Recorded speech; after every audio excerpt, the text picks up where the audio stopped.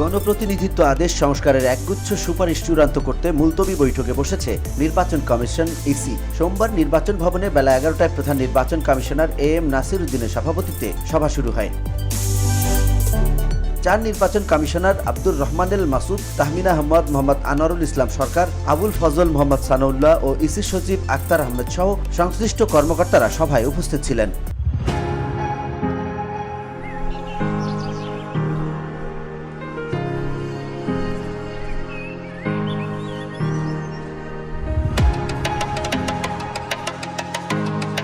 এর আগে গেল বৃহস্পতিবার দিনভর আলোচনায় কয়েকটি বিষয় নিয়ে সিদ্ধান্ত হলেও আরপিও নিয়ে এগোতে পারেনি নাসির উদ্দিন কমিশন। আলোচ্য সূচির মধ্যে রয়েছে রাজনৈতিক দল ও প্রার্থীর আচরণ বিধিমালা 2025, গণপ্রতিনিধিত্ব আদেশ 1972, অধ্যাদেশ 2025 ও বিবিধ।